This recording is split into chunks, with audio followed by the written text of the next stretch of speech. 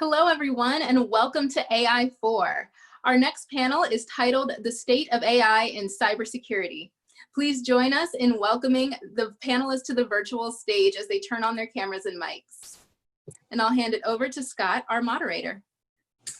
Well, thank you, Patrika, and hello, Greg, Martin, and Felix, and Mark. Hey, we got 50 minutes of talking about AI and security, a topic I particularly love, and I visited with all of you, and I know you're interested in it as well. Would you just introduce yourselves real quick, tell who, what your title is, who you work with, and then let's get into the questions. Martin, why don't you go first? Hi, my name is Martin Stanley. I work at the Cyber and Infrastructure Security Agency, which is part of the Department of Homeland Security. I'm a senior advisor for artificial intelligence on our chief technology officer's immediate staff. And our charge here is to look at emerging technologies from the perspective of our mission space and make a determination, how we should go about preparing to adopt those technologies and how we should be working with our stakeholders and folks like that as they look to adopt those technologies as well. And I guess we'll get more into that. Yeah, that's great. Thanks, Martin. Hey, Felix, why don't you go next? All right. So hi, everybody. My name is Felix Asari, and I am the Deputy Ciso for Allianz Technology. We are in the insurance space, and we do a lot. We have a lot to do with insurance, finance, real estate. So AI is definitely a big part of our job because it helps with our fraud investigations. Thank you. All right, it's great, Felix. Greg, how about you? My name is Gregory Wilson, Chief Information Security Officer at Pioneer Natural Resources. So we're in the oil exploration and production business. So we deal with tons of data, and so AI is definitely a player for us as well. Hey, Greg, what is oil at today? Is it above $40 a barrel? It is, or it was last time I checked. All right. Mark, how about you?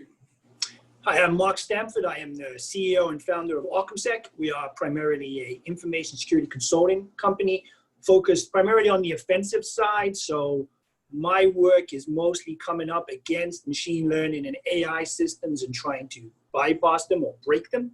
And also we've started to do more and more work on the defensive side now. So we're also seeing the machine learning AI side of what's going on there and how we can use that to stop bad guys doing things that we do. All right, sounds great. Hey, this is going to be fun. Let's go. I hate wasting a lot of time. Let's get right into the questions. Patrika, what's our first question we're going to deal with today? So this is one that is a base question. When we're kicking around kind of what should we discuss, we got to start with this one, right? Who is further ahead from a technology standpoint, the digital criminals or the security people? And this is always an intriguing question to me because I've been in security for like 17 years. My observation is over time that in a lot of cases, the digital criminals are just one step ahead with what they can do with technology, and security people are generally reactive and playing a bit of catch up.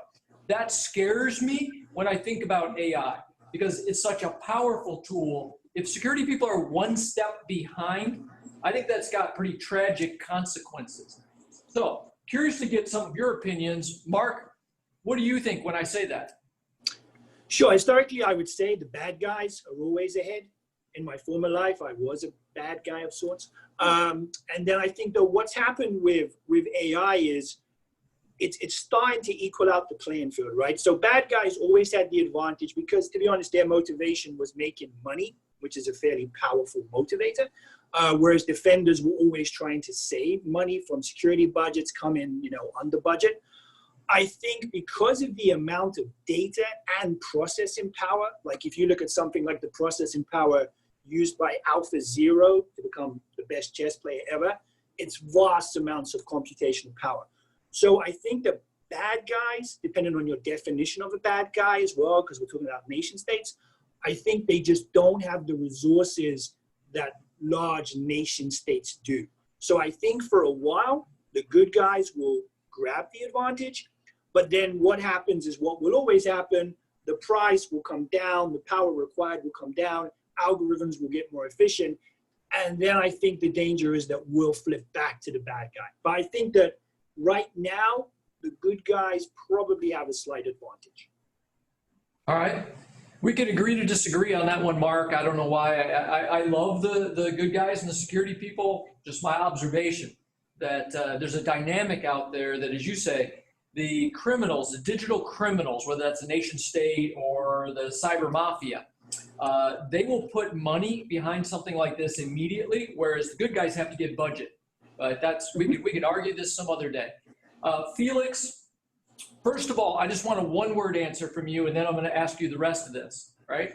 So we're disagreeing, Mark and I. Where do you come down? Right? Who is further ahead with AI right now? The digital criminals or the security people? Give me one word answer on that one. You got to unmute. There we go. Digital criminals all day. All right, there you go. Up high on that one, right? That's the right answer. Sorry, Mark. Sorry. I'm not even going to ask anybody else. That's okay. That's okay. I'm not even going to ask anybody else because now I've already outvoted you, and I'm afraid what the other guys are going to say. So, Felix, rest of the question, percentage-wise, ahead by 3%, ahead by 10%, 20%, and you can give me a little bit of color on why you feel that way. Man, that's a tough one. I would probably say a little bit closer to the 20% mark. And the reason why I say that is, yes, we are defense, and we are constantly going to try to defend what we have. But the question that's never going to change is you never know where they are coming from. And yes, like Mark said, motivation is definitely money. And when money is involved, everything is at play. But we have regulations that we have to follow. There are lots of things that we cannot do. So we pretty much have to sit back. We can't hack back. We have to sit back and then have them throw jabs at us and then figure out different ways to protect it. So in that sense, we are always going to be behind. Yeah. All right. We got to finish the voting. I'm sorry. We'll see where this goes, Mark. So Martin, pick a side. So I think I'd agree with Mark that the adversaries generally have an advantage. I don't know that we know how much of an advantage they have. I think in particular the questions around the resourcing and things like that, but certainly the barrier for them to adopt these tools and capabilities is not as high as it is potentially for defenders, where they have to go through, their budgeting process, but also they have to go through and figure out how it integrates into their organization. I think the question that's probably more interesting that we're going to get into a little bit more is what do some of those use cases look like, and how is the environment changing, and how do we need to think about that if we're focused on cybersecurity? Yeah. All right. It sounds like, Greg, you have to break the tie. So go ahead. I would say the defenders, and I can elaborate if you want me to. All right, give us your 1 minute elaboration. So I would say defenders, primarily you do have a higher cost of entry, but you're also seeing greater degrees of segmentation and specialization within that world. So you have the more, the people who've made the investments and likely still in other people's compute or technology, who can come in and throw a lot of horsepower and compute at a problem, or they can take it to the cloud. And so to Felix's point, we have a lot of rules by which we have to obey. We have budgetary constraints. They really don't have any of those issues. You can send out 1 million phishing emails, and if 1% is successful, you've just created your funding for the next year. I can send out a million emails, and it won't get me that additional funding in my budget. No, they just get you in trouble with HR. I think, Scott, if I can just add, one point, I'm classifying NSA as a good guy in this. So I'm going to put NSA ahead of everyone else in the AI stakes, and then GCHQ behind them as well. So I think if we classify them as good guys, I just don't think the bad guys yet have the resources to match that in the AI stakes. I think it's a good point, Mark. I will give you that. I think that's a very good point. I think you do have to look at NSA as being on the good side. And so I think that's a good point. And first of all, I just love that we don't always all agree, because this would be a boring panel if we all agree. All right, Katrika, let's go to the next question. So this year, 2020, it's a disruptive year. We haven't seen a year that's as disruptive as this one since I think the 60s. You all are all too young to remember the 60s since all of you were born in the 70s and 80s. I personally was born back to I remember the 60s. It was a little more disruptive than now, but not much. So one of the big things has been the pandemic. And the pandemic forced back in, February, March, an emergency work from home situation for almost every organization. And I know some of yours, large organizations like Allianz, Felix, you had to have gone heavy emergency work from home. Now, as security people, when that happened, my observation is it was all over the board, whether that caused problems or did not cause problems. We're here to talk about AI, and so, I guess there's two things to understand. First of all is, did you have many security problems when you had that emergency work from home situation? And to the extent that you did have some problems, did you apply AI in any form to help you now protect an ever widening threat area? And so we just want to kick that around for a few minutes, just so we're at least talking about kind of current events. Martin, let me start from you. What was emergency work from home like? What happened to you with security? Did you apply AI? Right. So we've got two perspectives on that, Scott. There's what we do at CISA, our internal operations, but CISA is primarily focused on supporting critical infrastructure and federal government-wide programs. In addition to assisting in response to the pandemic, which we've done a lot of work there. We're focused on election security, 5G, federal networks, as we talked about, critical infrastructure, security controls, things like that. So we've got all these stakeholders that we've been working with. And as far as AI helping or, contributing, I can't really think of any instances where AI has helped us. But we've had a pretty smooth work from home effort at CISA. We've been able to carry on our mission, I think greater than most of us as managers that we're expecting. So I think folks are really pleased about that. In our space, though, we've had to issue and update a lot of guidance to help our stakeholders. In particular, we've updated guidance on critical workers, how to identify those critical workers, how to make them safe. As they're fulfilling their critical infrastructure missions, updating the TIC guidance, updating telework guidance, things of that nature. And then lastly, I think probably to the topic that everyone's most interested in, we've issued a number of guidances related to COVID-19 specific cyber attacks. And all those things are available on the CISA website for folks that want to go check them out. All right, thank you. Hey, Mark, how about you? Same stack of questions. What was emergency work from home like? What kind of security problems did it cause, if any? Did you apply AI to anything to help? Sure. From our perspective, it had no impact, really. I mean, half our team works remotely anyway. We're geographically dispersed across the EU and the US.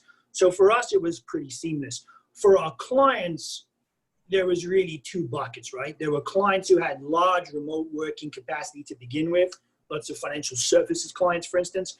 So for them, they seem to roll over into it fairly well. But for clients in other sectors, suddenly they found a system that was serving 200 people now had to serve 5,000 people. And there we start to saw issues. But then with regards to AI and systems badged as AI in the security space, some of them did actually show some benefits. So doing work with healthcare systems, for instance, there's a large healthcare system that we do work with in Europe. Everyone went remote. They have a Wild West smorgasbord of devices and everything out there. And the systems they had that had been put forward as these AI security devices did actually help because they were able to monitor much more traffic in the legacy systems and start to draw stuff out of them. So we spent the first 2 months of the pandemic really having to do instant response work and dig into alerts, but those systems at least made our lives a bit easier. So I think it was a mixed bag. I think that, around phishing and so on, we've mostly just seen the same kind of security controls used, but it did help in that detection of bad stuff space. And it allowed us to say, okay, we've had a 5,000% increase in remote users, but we can still find out what's going on. So it did help there, but it certainly wasn't a silver bullet right now. Yeah. Yeah, that's a bit what I see also is a lot of our clients, dramatically a larger amount of people that were hitting the network from just a smorgasbord of devices, some owned by the company and some not. Right. And then at times, depending on what type of tools they had, they could use the AI tools to do monitoring in a way no humans could have done the monitoring. So. Yeah, I mean, that problem's got worse, right, as well with things like BYOD and so on. So now in the past few years, everyone's using their own device, which has created more randomness out there. So some of those tools did really help with analyzing just the amount of new network traffic. Hey, Mark, where's your accent from? It's a really warped accent from England. From England? Yeah, it's pretty messed up at this point. I've been in the States for 19 years, and I moved around a bit before then. So my parents aren't even sure who I am now on the phone. So it's a good time. I always hate to guess England because you could say New Zealand or Australia, and then I'm embarrassed. So do you still root for EPL? Do you still have a team in the Premier League? I do. I support Manchester United for the last 42 years.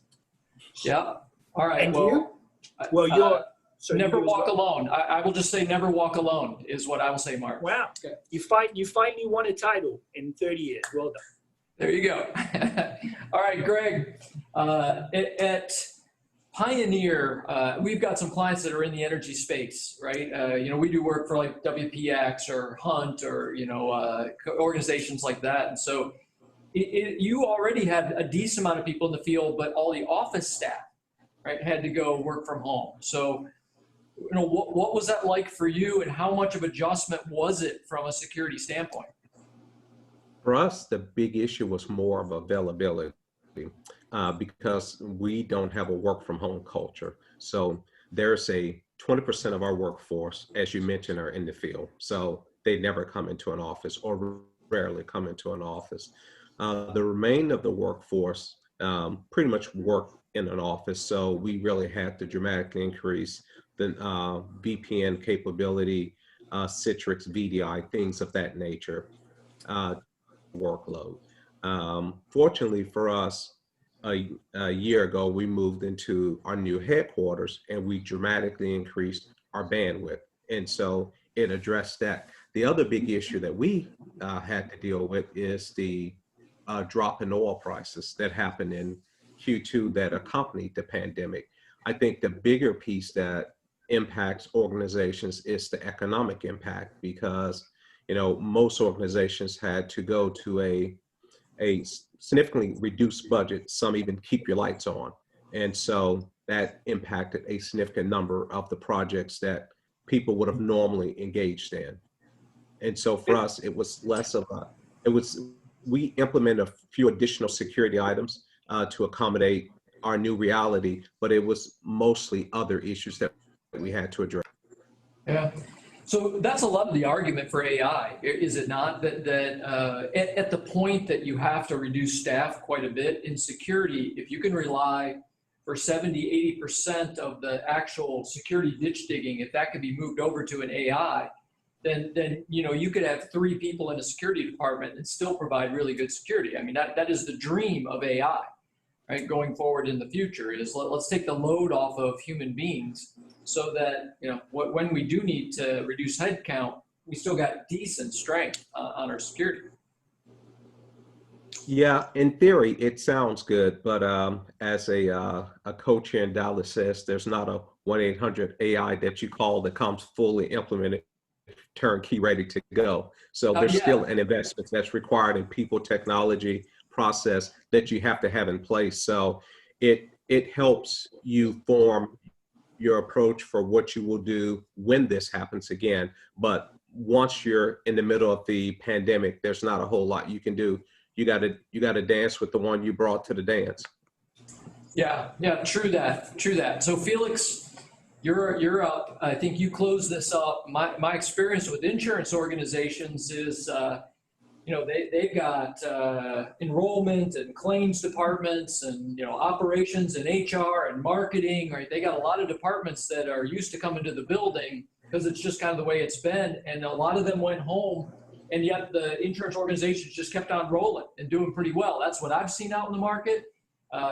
From a security standpoint, though, it was a little bit tough because how to make everybody be able to use the VPN, for example, and get in and do your claims work over the VPN. It was a little rough there for a month or two. So that's what I've seen. Just curious, what did you see at Allianz? Yeah, I mean, definitely at Allianz, it was the same thing. We were, it's interesting to see, we were a little bit in denial the very first weeks. We were just like, well, this might not really be happening. Oh, everybody hold on. Yeah, just stay around. Nothing is going to happen. We'll be fine. But then it got to the point where we had to make those decisions. So we had to increase our VPN capabilities. We had to, we were actually in the middle phase of rolling out VDIs. So people coming in with Citrix desktops and all of that. So that sped up the process for us. But something cool happened.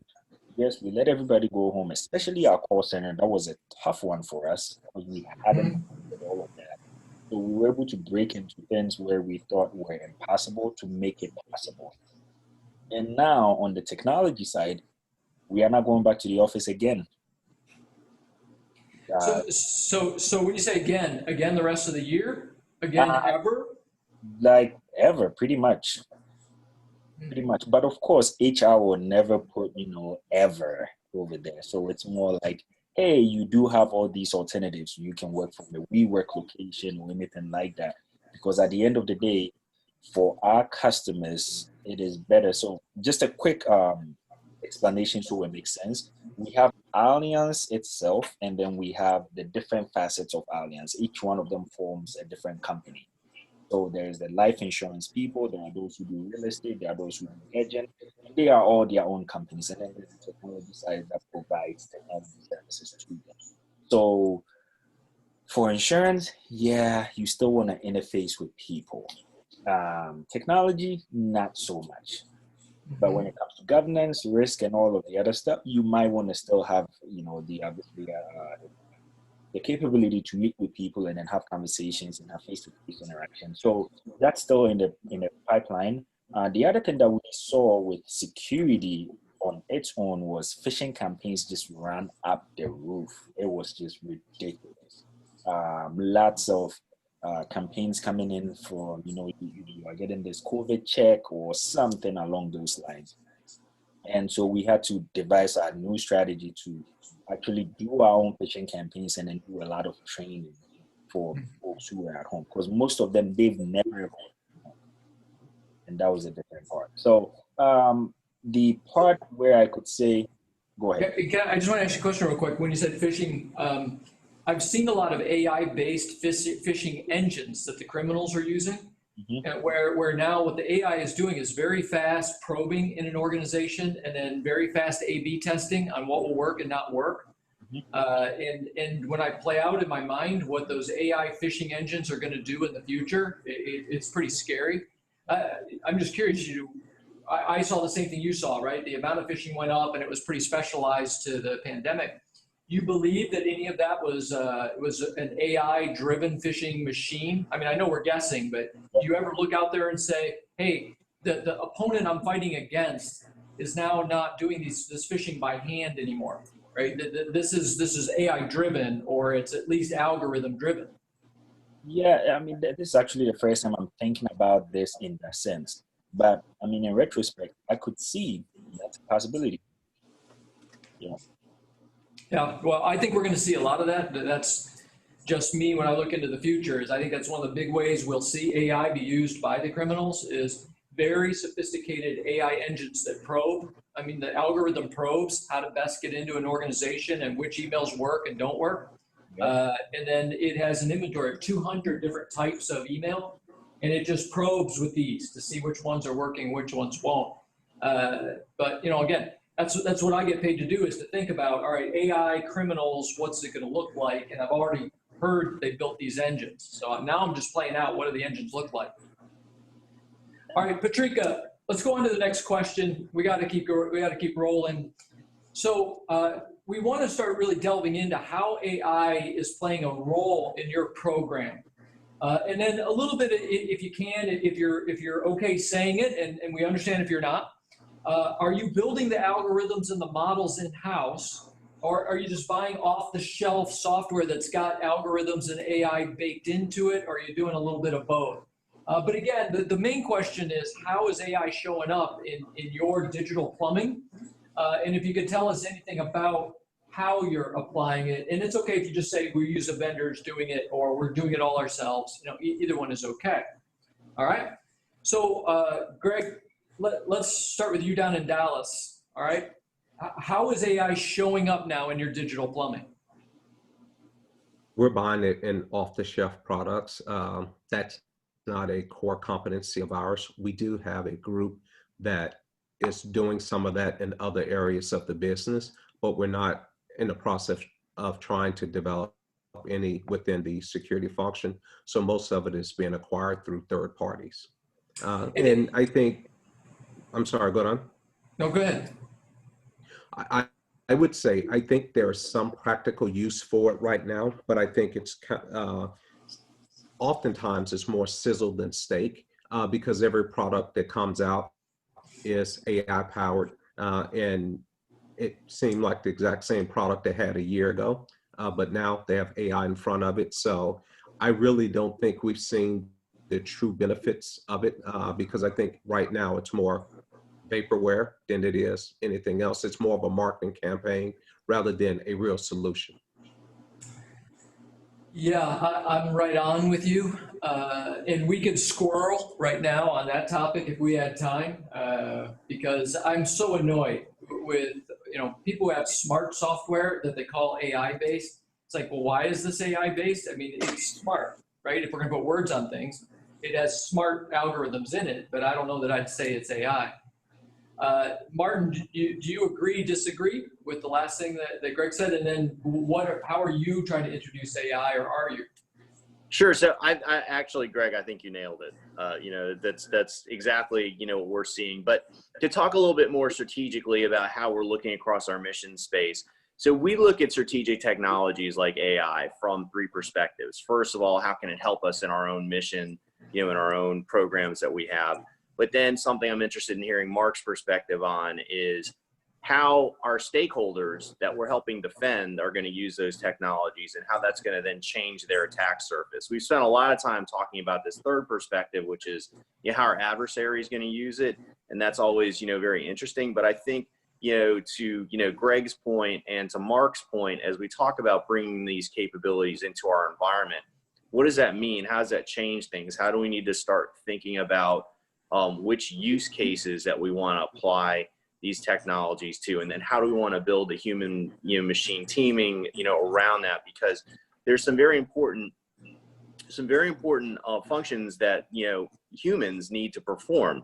You know, we have to supervise these machines. We have to ensure that, you know, we can explain what's going on. We have to make sure that we're, you know, continuing to use the information that we gather, you know, in an authorized way. In the federal government, that's something that's very important, you know, to all of us, in particular at DHS. We want to make sure that the information that we're getting as part of our mission is being used for its authorized purpose.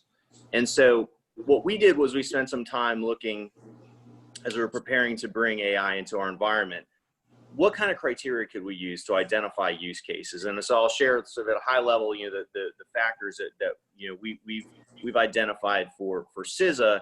As we go to, you know, evaluate various use cases, we look at them from 4 dimensions.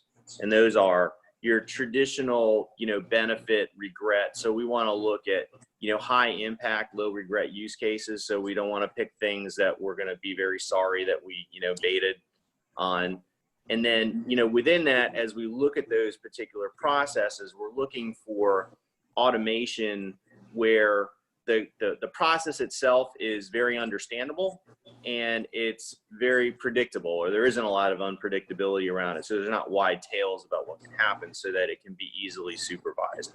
And so I'm sure some of the other panels will talk about some of the specific stuff that they're doing, but I think providing hopefully that background is helpful for folks that are listening to this to, you know, really back up a step and say, okay, let's think strategically about how we want to, you know, start to engage this technology. And also let's think about the different buckets that we're looking at, whether it's, you know, our own internal use, our stakeholders, or, you know, the way the adversaries are going to be using it.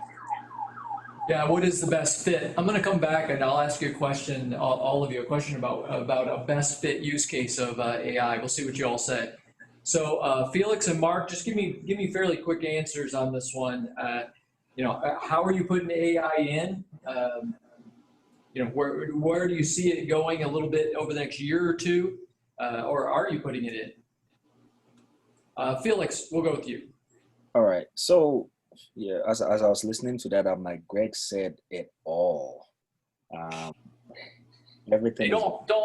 Hey, don't make his head any bigger than it already is, Felix. All right. I mean, we never tell Greg he did a good job because then we never hear the end of it. Okay. And the truth must be told. I think at this stage in our pursuit, we are more reliant with our vendors. So let's just say Checkpoint has some AI built into it. Our competitors have AI built into it. That's where we are. We haven't started building our own in-house AI to fix certain things, but we do have a need for it, and we can see what the benefits could be. All right, good. Mark? Yeah, I have to agree as well. Like, I mean, to Greg's point, most of the stuff that we see that has the AI acronym, it's not AI at all, right? So I would go out on a limb. It's not even a limb, really, and say 99% of it is just machine learning at best. And so from our side, we're really focused on the machine learning part, right? So we have a vast amount of training data around offensive activities, bad guys doing stuff. Can we start to come up with algos that are going to help us do our offensive work, which will then bleed back into the defensive side? Every single AI tool we come up against, we beat. So luckily, I don't sell any vendor tools, so I'm covered on this, right? But they're all, yeah, I mean, most of it sounds nice, and you sort of throw AI in, but what you're really doing at best is machine learning with some data you've got, and you're detecting bad stuff off of that. So we're taking some open source AI stuff, you know, we're playing around with it, but most of our work right now is we have this vast amount of data. What can we do with this to speed up the time it takes us to do our assessments and give our clients more bang for the buck?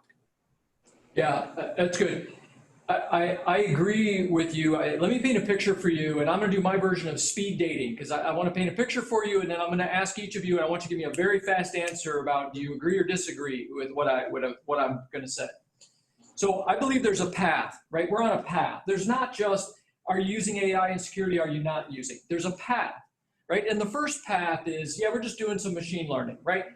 Detection work. It's sorting through huge amounts of data, looking for anomalies, and it's alerting us to anomalies. And it uses machine learning to get a little bit smarter by looking at the anomalies, right? That's the first step on the path, and we're fairly close to that, right? You start going down the path and you start saying, well, when you get really good at that, the next step on the path would be you actually take some action, right? So you immediately, you don't need to alert me in a SOC and tell me that there's an anomaly. You immediately shut things down, right? Or you take action. Right now we're moving more into what I think is an AI, right? An artificial intelligence. It can detect and it can do some level of response, okay? And then it's like the continuum goes on. Now, towards the end of this continuum is you have an AI that's an attack vehicle, okay? So if anyone comes after you, or if anybody tries to get through your network, or anybody socially engineers your people or whatever, you have an AI that's an attack vehicle. It can go back up the chain and try to identify everything you need to identify and shut down whoever's on the other side or destroy a server or whatever, right? That would be at the end of the spectrum of what an AI could be, is we move from detection to, you know, easy mitigation to, no, we have an AI-based attack vehicle. And I have some friends of mine that talk about like the Second Amendment, right? You know, the right to bear arms. And they're like, what's the future of digital and the digital version of right to bear arms? And the future version of that would be, I have an AI attack vehicle that can go back on anybody that has come after me from a digital standpoint. Now, I just want to do speed dating.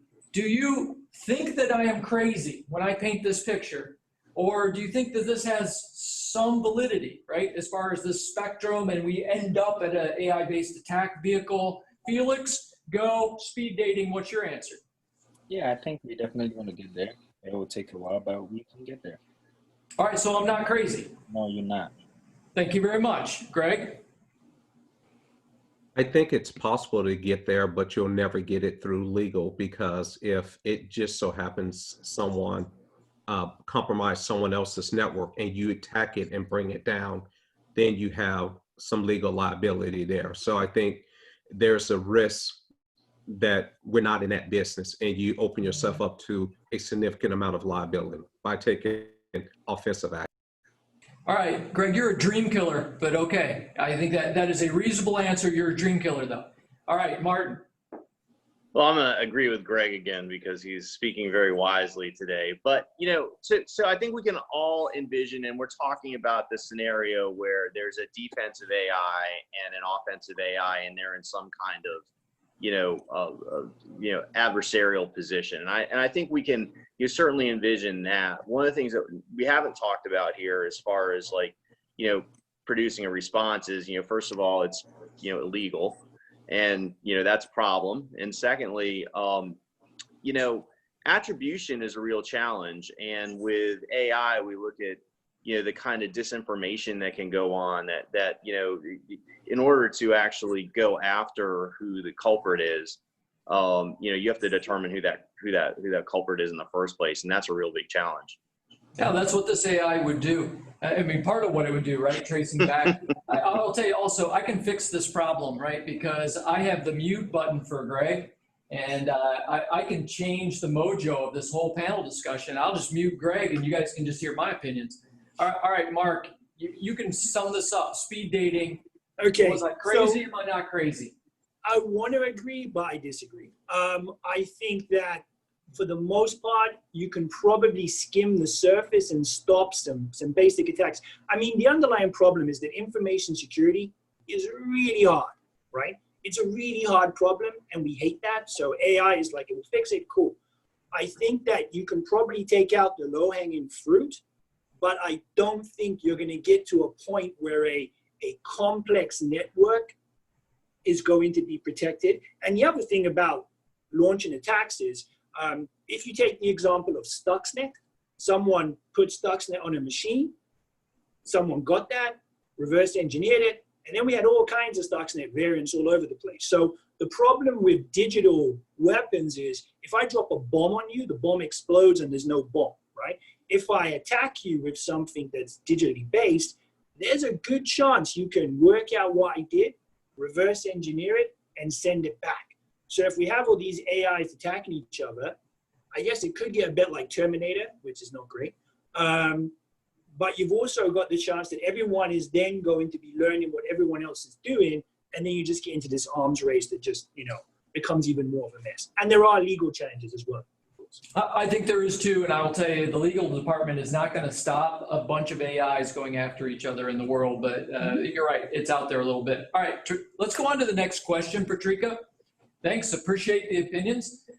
So what we want to do now is look at a few use cases where AI is being used. And so we're just looking at real concise, even if it's just machine learning, this is a way that we're using it. Again, you don't have to give any more detail than you want to give. And I probably am just going to call on 2 of you or maybe 3 of you, just because we got a few more questions we want to ask. So we don't need to all discuss these. So just use cases of where you're using at least what people are calling AI, and how's it working for you. And so Martin, you want to give us a first shot at just your view from CISA? Sure. I mentioned the criteria that we've applied to make these determinations around use cases, and so you won't be surprised to hear that we're looking at things like analytics, security orchestration, automated response, incident triage, things of that nature. Outside the cybersecurity domain, I mentioned that we do other things at CISA, and we support, for example, the pandemic, but we also support FEMA in incident management when there's a national emergency. And so within that, we're looking at using imagery analysis, products out of the JAIC that are around humanitarian assistance and disaster relief capabilities to power that mission so that we can, one, respond, but also in a pre-response capability and make sure that we can, help to harden those infrastructures, before they actually get hit with a natural disaster. Yeah. All right, Greg, I know we're just talking about what a vendor calls AI, but give me one use case and then we'll move on to the next question of something that at least looks like AI that you're using, and how are you using it? I think where I've seen some vendors use it is in antivirus, anti-malware. It's looking at feeding a bunch of viruses to detect, okay, this is what a virus looks like, and these are the types of behavior that you would see, and using that to do better heuristics or better predictive for 0 days. Yeah, I can tell you that probably the #1 use case that I'm seeing is the machine learning that you brought up, of using a detection system, right? A detection system using machine learning to study network use and be able to look for anomalies. To me, that's the #1 use case. And by the way, not just for external attacks, but from internal anomalies. So employees stealing data, right? So looking at when you're seeing, Scott, when you're seeing those, right? How do you know that it's working? Right? How are you measuring performance, and how are you making those kinds of determinations? Because that's something I'm very interested in. We're very, very focused on trying to manage that as far as the implementation of these kinds of systems. Okay, so a simple answer to that, Martin. If you are using a machine learning system that is studying a network, looking for anomalies on internal, you know it because you see somebody just downloaded a terabyte of data that's never downloaded a terabyte of data, and you send the internal security to go visit with them and found out they just downloaded your entire customer list. So it was either a bad move or not a bad move. And so the way you know it's working is, 2 times out of 3, it's actually somebody that did something they shouldn't do. That's an internal example. It's a little tougher with the external examples because you don't know what you don't know, right? In other words, you catch 3 things, you don't know if you missed 10 things. So your point's well taken. I guess right now it's somewhat anecdotal unless you're talking about internal anomalies. All right, Patrika, let's go on to the next question. Are the roles within your cyber team or SOC changing due to AI, or how will they change in the future? So this one, you can either say, they haven't changed so far, right? I really haven't seen much change yet. But then speculate, right? Speculate over the next 3 to 5 years, what might we see? All right, Mark. So working with multiple SOC teams right now, I think all I've seen is their workloads increase as they try to investigate anomalies that are being detected and they try and run them down. I think that in the future, it's far more interesting, right? So when we get to this human AI team, as opposed to just AI, I think that the level 1 SOC, so doing that initial analysis of an alert, I think you'll see that start to be taken more and more over by automation, right? And we're seeing that now, but it's still in its infancy.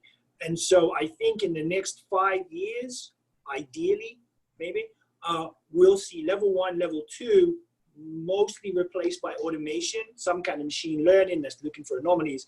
And then the real sort of remaining technical investigation will still sit with a human analyst who has to go and dig into it. So I think we will see SOC workloads decrease, but right now, actually, they've actually increased because there's just so much traffic that's being analyzed and so many alerts coming up. I mean, I have a guy working in a healthcare system.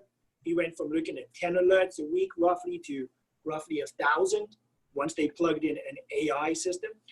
So I think we have a way to go, but it will get there. Yeah, I agree with you. We're on a curve. And right now, the AI is making it more work. Someday it'll go over the top and then be less work. All right, Felix, your view? Yeah. So I think I agree with Martin. We have been using it for more incident triage, and we can definitely see that the number of alerts are going up. So we are trying to throw more bodies at it because to train an AI system is just going to take us forever before we can get over that hype cycle. So it is going to change, but for now, it's more about doing things manually. All right, excellent. All right, we got one question left. Patrika? So where do you see AI taking cybersecurity over the next 5 years, right? Just again, the quick general view, we got a few minutes left. Greg, we're going to start with you, although it pains me. Next 5 years, give us a couple quick bullet points. Where do you see AI playing? I think the big challenge with AI is the fact that the explainability of the technology. So I'm in the oil and gas space. And so I can't have a computer shut down a system which controls $30 million of production. So if it shuts down our productive system, I have to go stand before the board and justify why that decision was made. I can't say, well, the computer did it. And they say, okay, yeah, don't worry about it. I think we have to get to the point to where I think AI is very good at doing what it does, but I think we have to get to the point to where we can go back and look at those algorithms and say, okay, it made this decision for these reasons, and then be able to articulate that to an audience. I think until we can solve that problem, there's going to be a very difficult time in getting widespread use of it. So you need humology, right? We need the integration of the AI and humans still within that 5-year time frame, right? So I agree with that. I love the concept of humology. You need an integration of humans and technology to do security well, at least for a while, right? Mark, how do you feel? 5-year, what do you see with AI? Yeah, I think one real potential, and it's something that we're looking at, is more around the ability to really just, identify the real risks you face, right? So there's a tendency in information security to have this very myopic vision, right? It's just data, bad guys doing things. But there are lots of things that impact the risk of your company, right? So if today I'm operating in just the United States, but tomorrow I open an office in another country, my risk profile has changed. If you look at how vendor outsourcing is going on, right? Everyone is outsourcing everything, right? All those outsourcing agreements open up potential risk. And the way we do it right now is we say, I'm going to do a penetration test of my perimeter. I'm going to look at my third-party vendors with some kind of risk assessment. I'm going to analyze what my marketing group wants to do, but we don't join the dots. And I think that AI, ideally, will allow us to bring in all that data and actually make smart decisions that, okay, this vendor's just had this, so AWS has a vulnerability. How does that trickle down into my environment? And then what can I do to fix it? And I think that's the silver bullet. I think looking for a system that's acting like an immune system is fraught with danger, as Greg said, right? You could shut off systems and that would be terrible, especially in like healthcare environments. But I think the ability to do this wide data-rich risk assessment and provide some guidance on, okay, use this thing you've got to go and fix this hole. I think that's a really interesting area that AI could go down, which would be massively beneficial. Yeah, that's great. All right, we're going to have to start wrapping up. We're about at the end.